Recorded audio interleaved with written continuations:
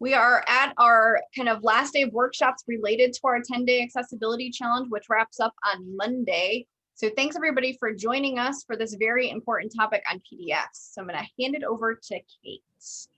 All right, thank you, Rebecca. Yes, I'm Kate Percival. I'm the Digital Accessibility Analyst here at SUNY Oswego. And as Rebecca mentioned, this is day 9 of our challenge. Today, the focus is shifting the culture, and believe it or not, PDF accessibility has to do with shifting the overall culture, and I'll explain why. This afternoon at 1 o'clock, Michelle Thornton is hosting a session called Building a Campus Culture of Accessibility, and I would encourage everyone to try to go to that if you're available at 1. So right now we're going to talk about PDFs, and we'll just kind of jump right in. PDFs are sort of built into our culture. They tend to be very widely used. They are a convenient way to deliver information because regardless of the device, the format, the layout, the typefaces, etc., of the PDF remains the same when it gets transferred from one thing to another. PDFs were originally created for print jobs for this particular reason, because you can kind of create this document, you can sort of lock everything into place and then send it to a printer without losing any of your formatting or style. So because PDFs have been around for quite some time, and because it's been kind of, it's just become kind of what we've been told, like put it in, you know, make a Word document, convert it to a PDF, and then just kind of throw it on the web. That's become kind of our go-to. However, in the digital world, PDFs tend to pose a number of accessibility barriers. So we'll talk a little bit about how to try to prevent or avoid those barriers and how to try to make your PDFs a little more accessible. So the first thing I'm going to recommend is to consider your documents, consider your PDFs very critically and ask yourself, does this really need to be a PDF? As I mentioned, making PDFs and putting them on the web has become kind of our go-to method for distributing information that we want to preserve. And we don't always stop to consider how the information is being consumed and what other methods might be appropriate. Digital PDFs are not always very easy to read. You generally have to follow a URL, right, to get to the PDF, which takes you off of the original website or page or wherever that you were on in the first place.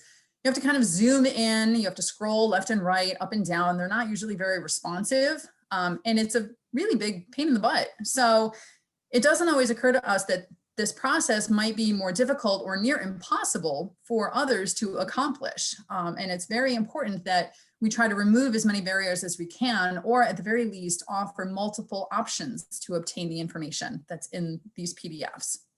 So again, we need to start off by asking questions. What's the purpose of the document? What's the purpose of the information in the document? Is it relevant? Do I still, can I still use it? Does it need to be updated? Are there other options that are appropriate? Perhaps entering text directly into Blackboard, for example, or if you have in your website, if you link out to a PDF, instead of linking out to a PDF, can we make that information part of the website or a separate web page? Can we link to separate URLs for like library databases or other news sources or news articles? Sometimes it's appropriate to have the information in both a print and a digital format. And it's important to know that a print PDF is not the same as a digital PDF. And by that, I mean a print PDF does not have to adhere to the same accessibility standards that a digital document does. Therefore, if you are creating a document, converting it to a PDF that's intended to be printed, and then putting it up as a digital document, it's missing some very important key elements, and it's providing barriers for people. So providing more than one option for someone to get the information is always a good idea. So now that we've considered the purpose of the information within the PDF, if it does indeed remain a PDF, we need to try to improve the accessibility. But in order to do that, we need to consider the source of the PDF. PDFs are not source documents. They came from somewhere else. If it was created from another authoring tool like Word or PowerPoint, it's a little bit easier to deal with sometimes.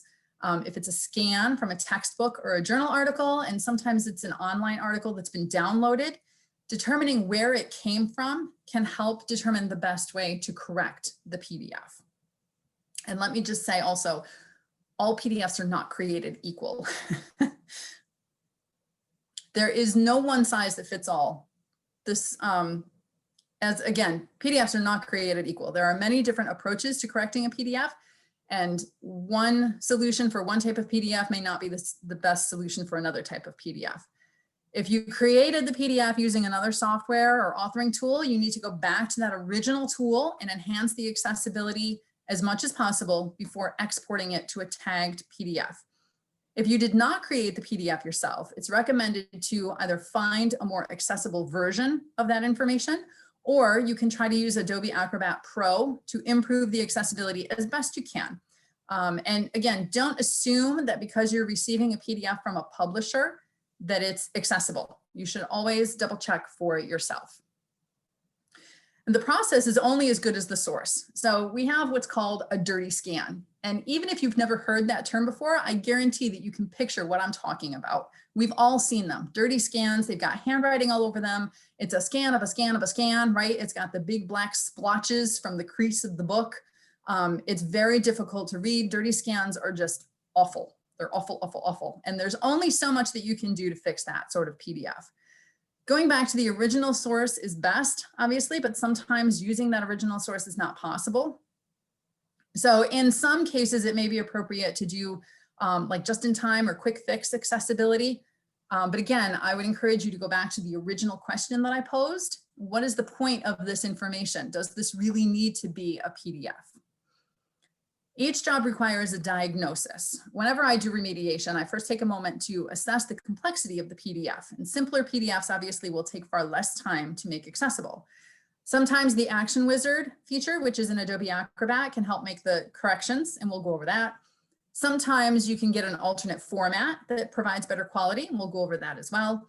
And sometimes it's worth the effort to either go back and find the original source that the information came from, or to change course completely and find a different source to get the same or similar information that's in an updated and more accessible version.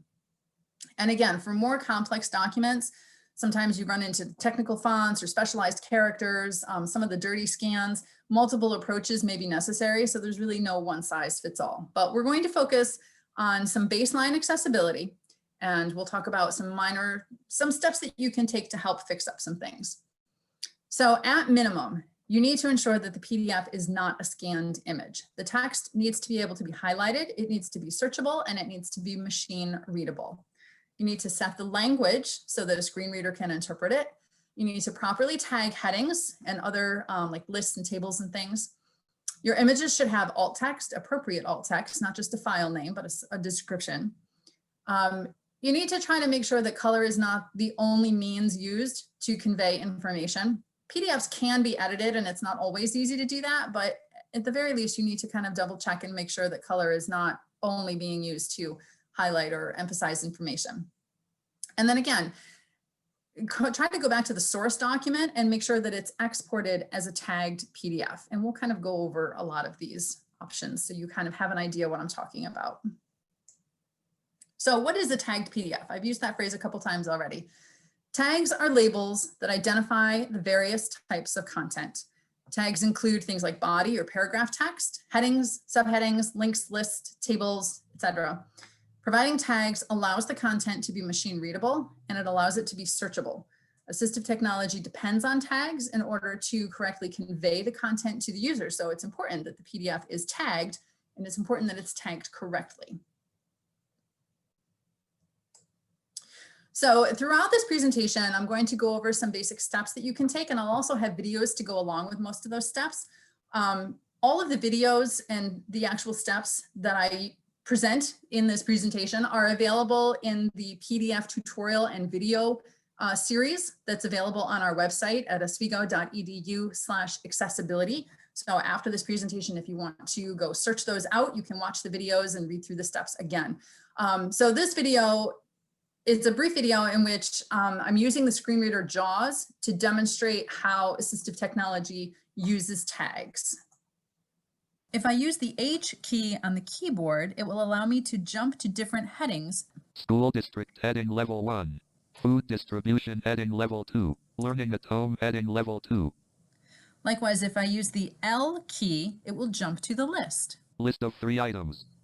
Once I'm inside the list, I can use the down arrow to tab through each individual bullet. Bullet Week 1 materials, Bullet Week 2 materials, Bullet materials for learning at home, list end. Tags are very important to assistive technology users to allow them to identify different types of content and to skip through the document. So as you can see, just a quick little demo of how assistive technology uses tags and why they can be so important.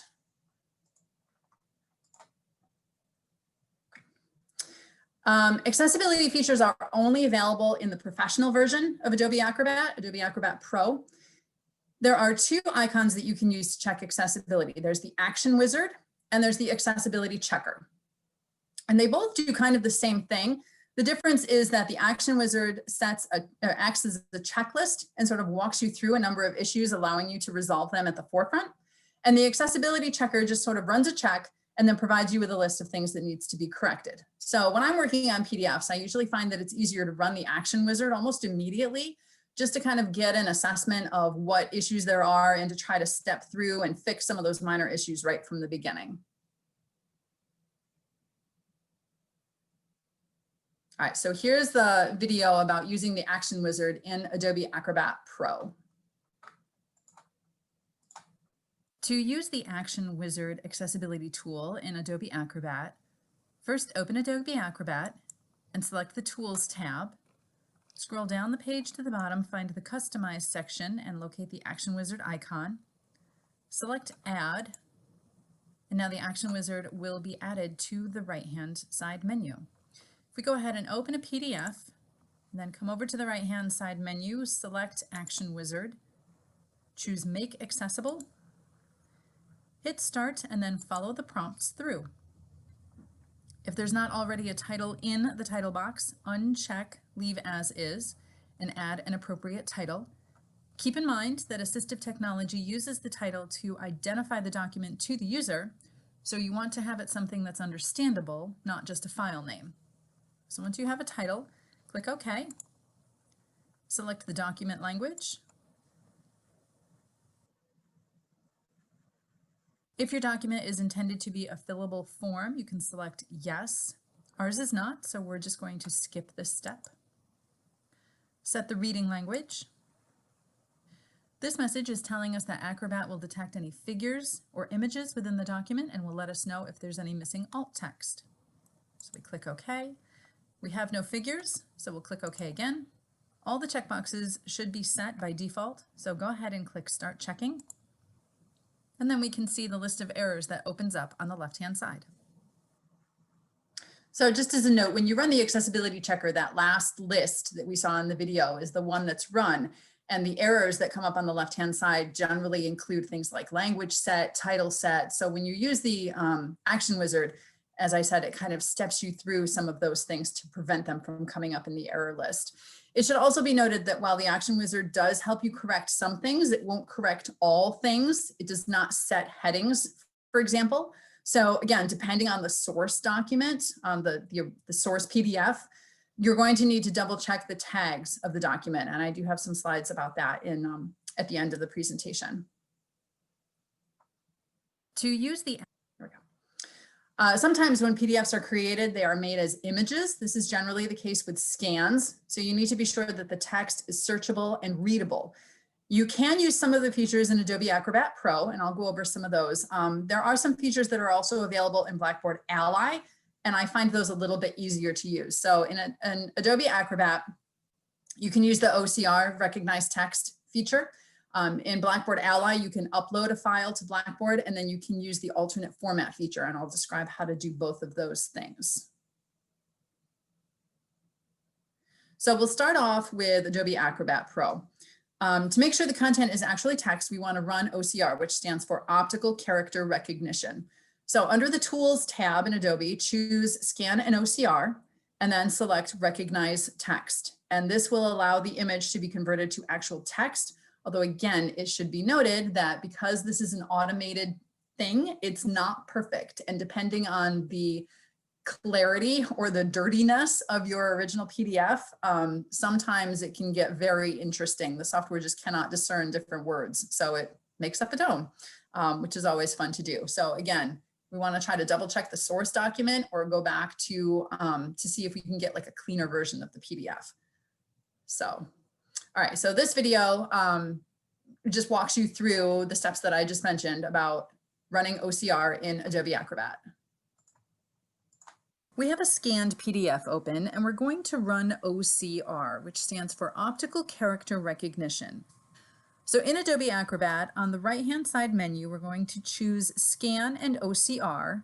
And you'll see this little menu pop up at the top.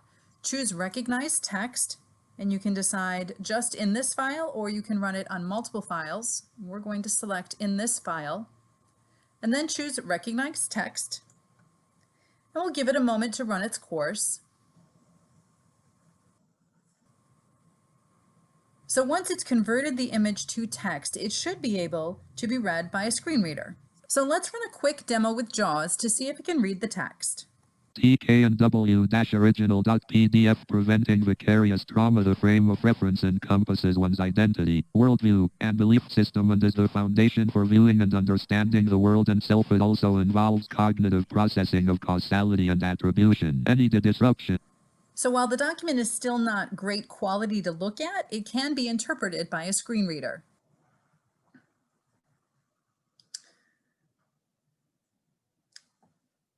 We have a scanned, okay. So now we'll move on to using Ally. Ally is, again, another automated tool. It's located in Blackboard, and with all automated tools, it's not perfect. There are always things that need to be checked manually. One of the best features that I find in Ally that I like to use is the ability to generate alternate formats. So when I'm reviewing online courses, if I come across some of these dirty scans or really questionable things like what we were just looking at, my first attempt to correct them is to download an OCR'd version. And as I mentioned, sometimes this helps and it clears up the look of the scan, makes it more clear for both visual and for assistive technology. And sometimes the scan, the PDF is just so bad that it really either makes it worse or doesn't help at all. But it's something to note. It's good to note that Ally allows to have other variations that students can download as well. So in your course in Blackboard, you should notice a little A icon next to your files.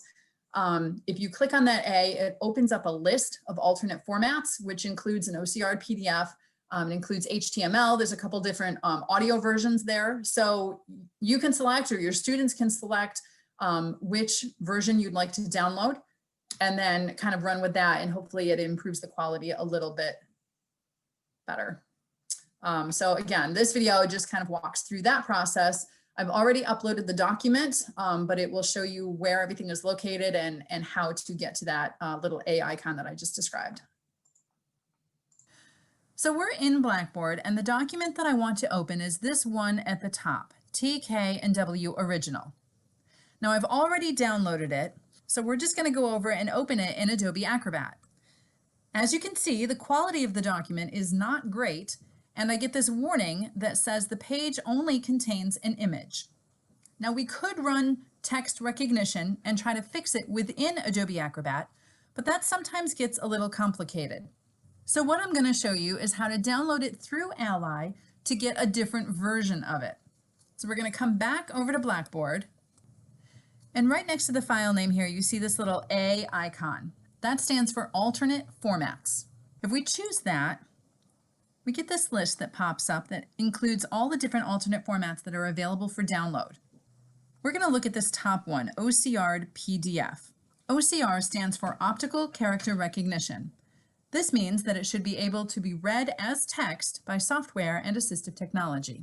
So we're going to make sure that one is selected, and we'll download that version. So once it's downloaded, we'll go ahead and open it in Adobe Acrobat. Now we can already see that the quality is much better than the original version. And if we run a quick accessibility check,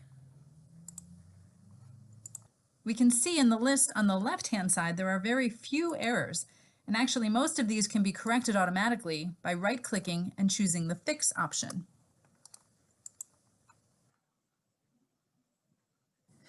If you use Blackboard as your learning management system and would like to include a document such as this in your courses, simply save this document using a new title and then upload it back into Blackboard and distribute it appropriately. So again, I know this is kind of a lot of information. I feel like I'm just like spewing it all at you. I want to go through some of these basics kind of quickly, so I'm pushing a little bit, but these videos are available on the website at oswego.edu/accessibility. Go to the tutorials page and find the PDF section, and then you can see all of these videos individually, and I put them together as a whole series so they can kind of help walk you through things if you have different questions about going back and actually accomplishing some of these tasks that we're talking about. So alt text is another fairly simple thing that can have a really big impact on the accessibility of your documents. If you're not familiar with the phrase alt text, it's short for alternative text, which also means text equivalence. Alt text is a text description that conveys the meaning of any non-text elements. So things like images, figures, charts, graphs, that sort of thing.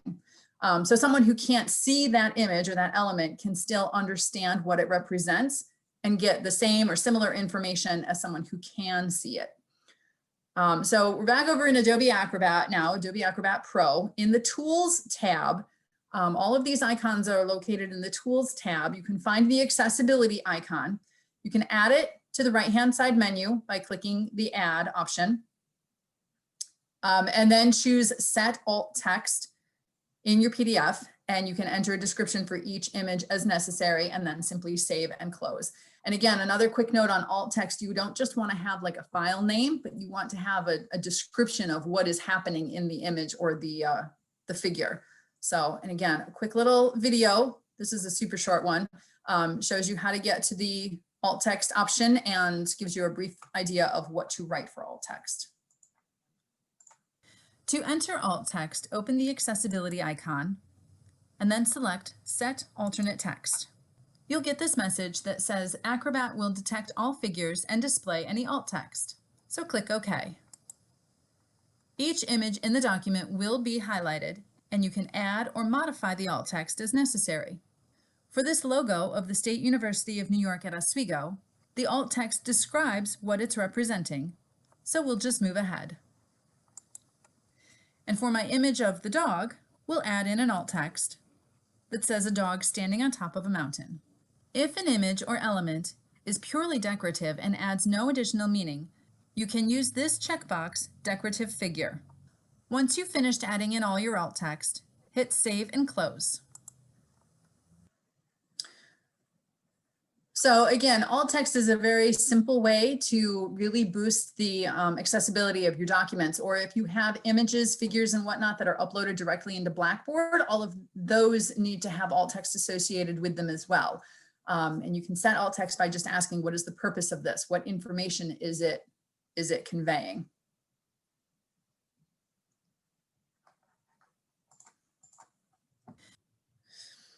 Again, the best way to help make your PDFs accessible is to ensure that the source document is accessible. So when you've created a PowerPoint or a Microsoft Word or a Google Doc or whatnot, and you want to turn it into a PDF, when you're converting it, you don't want to use the Save As option. You want to use the Export option.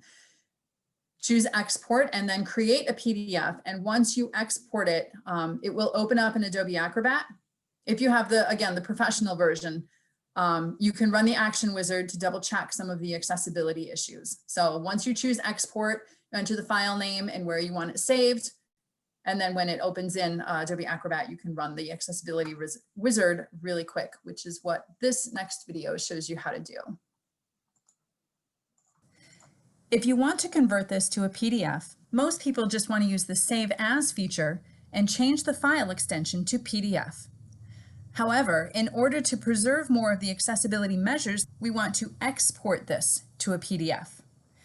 You may see an Acrobat tab in the top main menu, and then choose the Create PDF option. Or go to the File tab, down here towards the bottom, choose Export, and then select Create Adobe PDF. Either of those will help reduce PDF correction and remediation.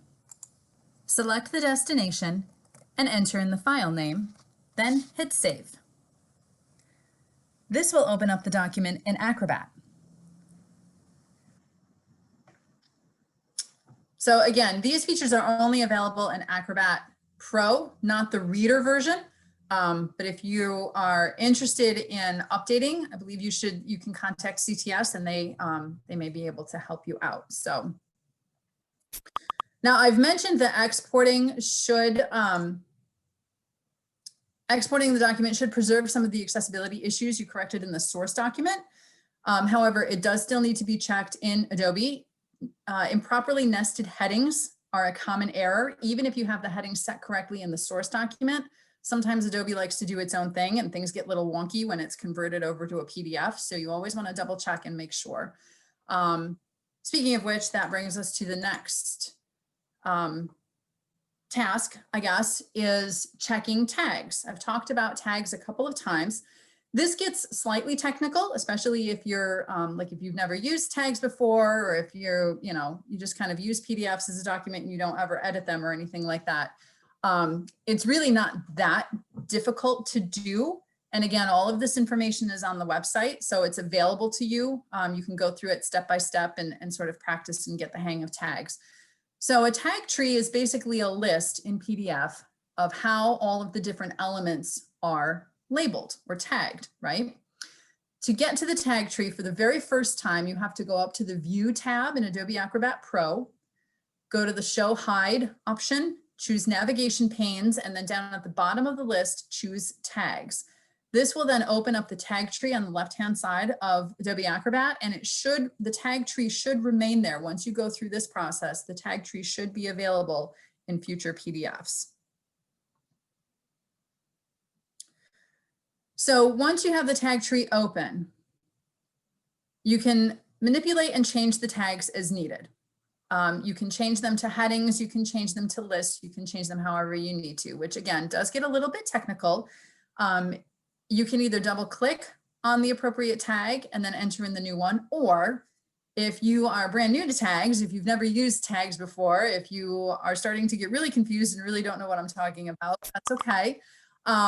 You can you can right click on the tag and then choose Properties. And in the type drop-down box, you can choose the correct tag. So that's kind of a lifesaver, because if you haven't used tags, you can just choose the one that you want. And as I said, once you get used to it and once you've done it a couple of times, you kind of get the hang of it and it becomes a little bit easier. So this is a quick video that kind of demonstrates how to change the tags once you have the tag tree open in PDFs.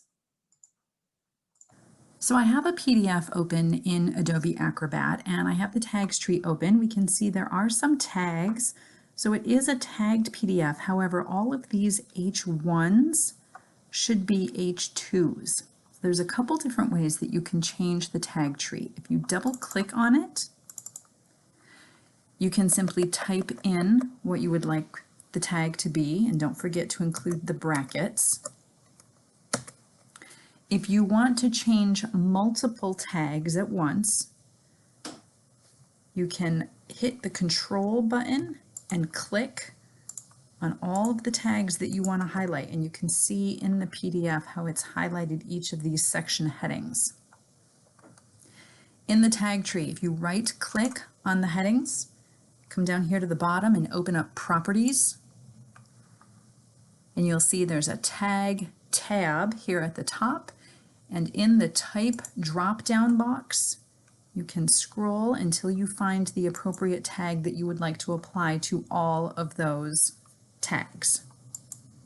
Hit close, and then if we look over here in the left, we can see that all of those H1s have now been turned to H2s.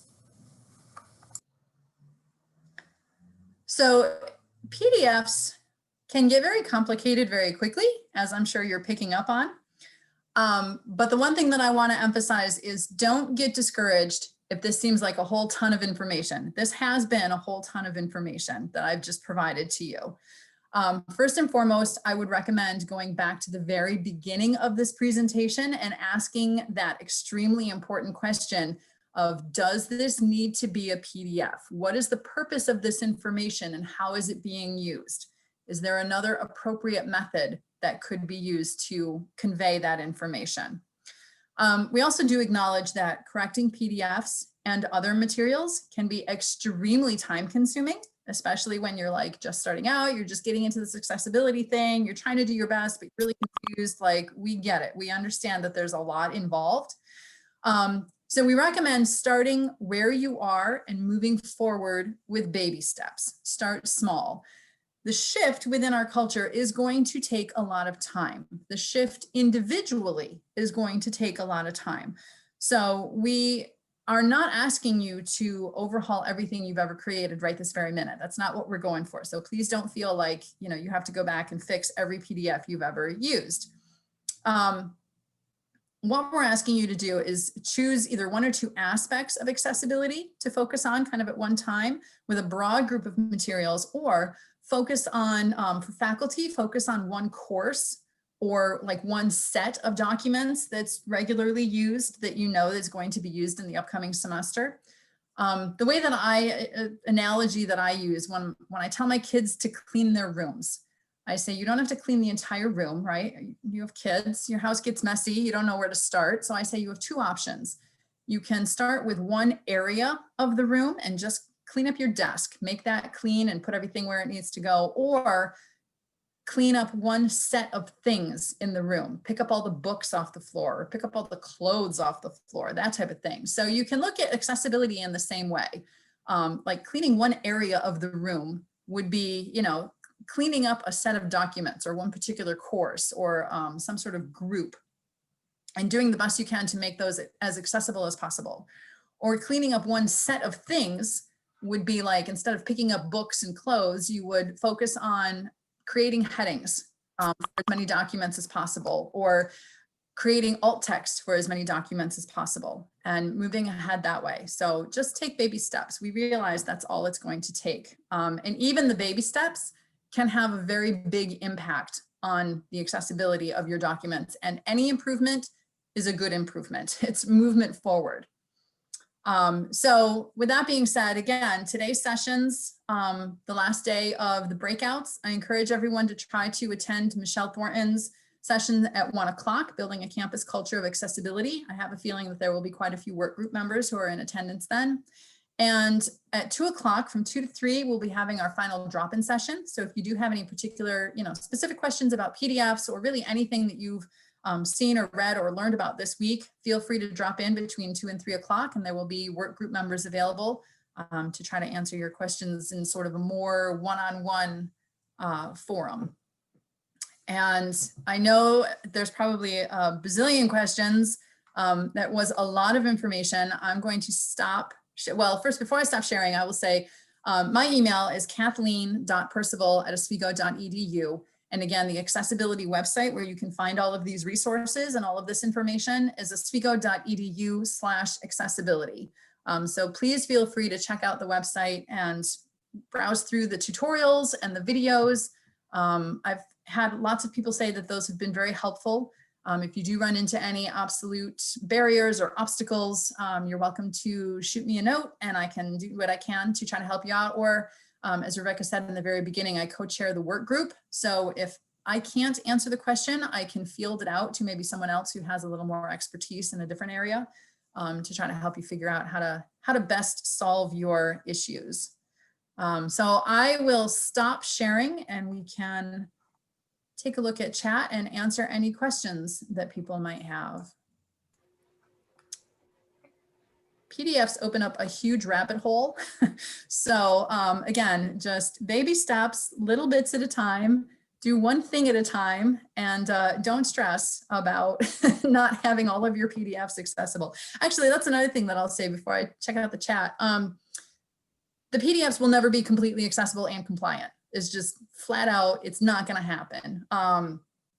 There's too many needs and PDFs are very complicated. So it will never be completely accessible and compliant for all standards.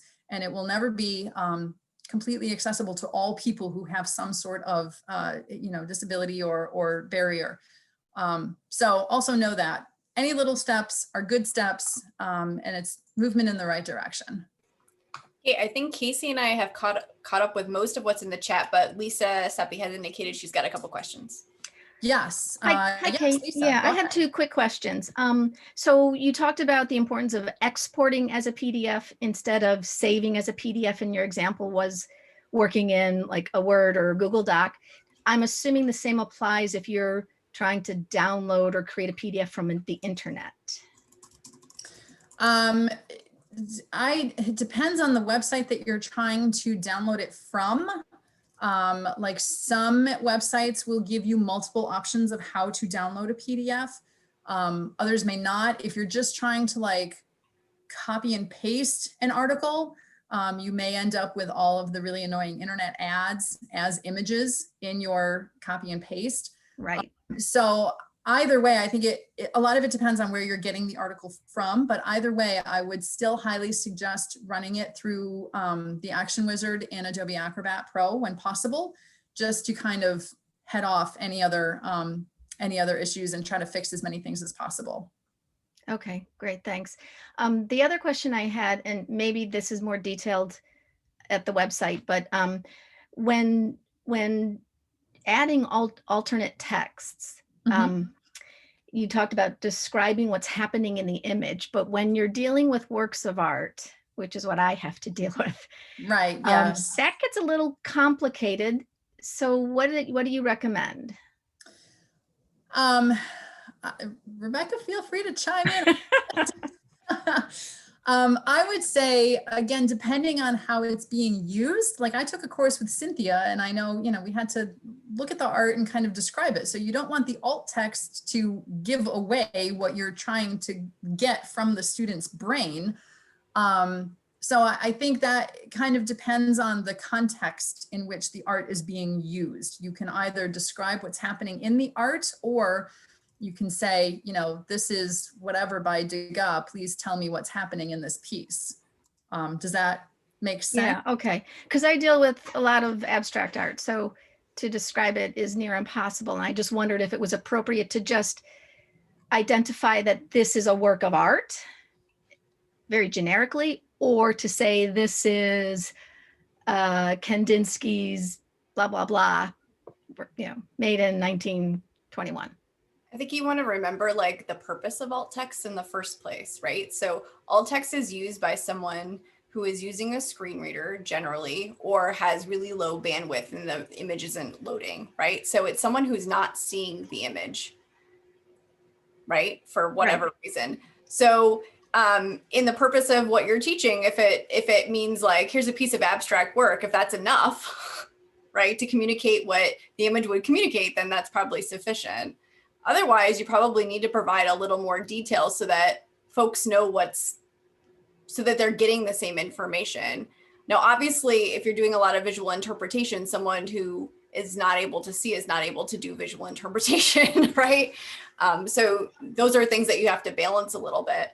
I'm going to pop in the chat a link to a really great tutorial on WebAIM on alt text that actually talks a little bit about artworks in different contexts that you might find helpful, Lisa. Okay, thanks. If I may add to Lisa's question about that, my other concern is if you provide alt text for someone who legitimately has a reason for that, for an artwork, because I use artwork in my history classes all the time, and maps in particular. Another concern I have is, so students who do not have visual impairments, are they able to use that information to help them, and then therefore they're given a step up, they're given some information that perhaps they don't require. So I don't want to have someone who legitimately needs it to not have it, of course, but I also don't want to give someone who doesn't need it a leg up, if you know what I mean. Generally, alt text is not seen or not conveyed like in regular internet interaction. Again, as Rebecca mentioned, it's generally used by someone who has a screen reader, so it'll say graphic and then it'll read whatever the alt text description is to convey that information. Or if you're in a situation where the internet is low or the Wi-Fi is low, and instead of having that picture pop up, it might pop up the alt text. But generally speaking, I don't believe that the alt text is just readily available for any and everyone to read it. Well, it is if you know how to get to it, but that's the thing. Oh, if you know right? how to get to it. Most people don't know how to right, don't know how to get to it and don't generally get to it. So That's why one thing said that I would, readily available. yeah, one thing that I would add to that is like the alt text shouldn't be an interpretation of what it is if that's what you're asking students to do, right? It would be a description of what's there in that case, potentially, right? Rather than an interpretation. So you want to just think about the why you have the image there and what you're asking students to do with that image. And it certainly is complex, right? In the ways that both you and Lisa are describing. But you just want to make sure the same information is communicated because that's the equity issue, right? And this is Casey. I'm just going to add, and I don't know if this is exactly what you were concerned with, Lynn, but it's something I know that chemists have struggled with in the past. If they've given a test question about a particular molecule and then they show images and say, which one is it? Providing the alt text of what the molecule is, you know, if you give it the name, in effect, you're putting the answer in the question. And so it's one of the difficulties we have matching accessibility standards with some of the things we do is that there isn't a standard for alternative description of chemical information in terms of structures. And so instead of saying, you know, this is benzene or this is ethanol, we have to say an image of molecule 1, an image of a molecule 2, which really isn't helpful to the student that needs it read to them. So it's a struggle. You have to be careful. I think that describes the cases where accommodation steps in, right? And it's beyond accessibility, right? Because it might be something that is important to the discipline to do a particular activity that requires a certain sense or something, right? And that might really be a legitimate accommodation that would require something different than what is provided to everyone else. And I think that's a good way to highlight the difference between accessibility and accommodation, especially as it relates to very specific disciplines and the behaviors and activities that happen in those disciplines.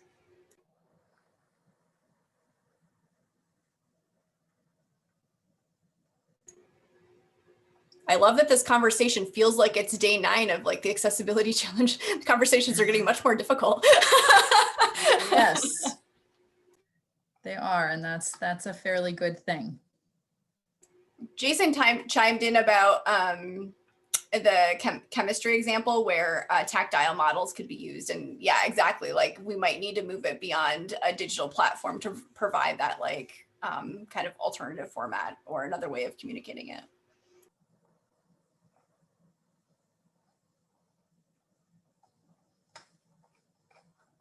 Is there anything else as we wrap up?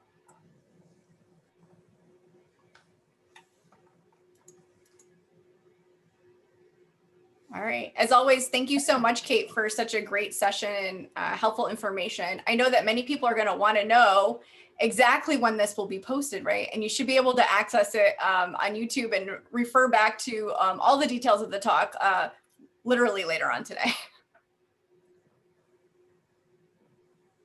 Thanks, everyone. Yeah, thanks for everyone's time. Thanks for your questions. Thanks for stopping by.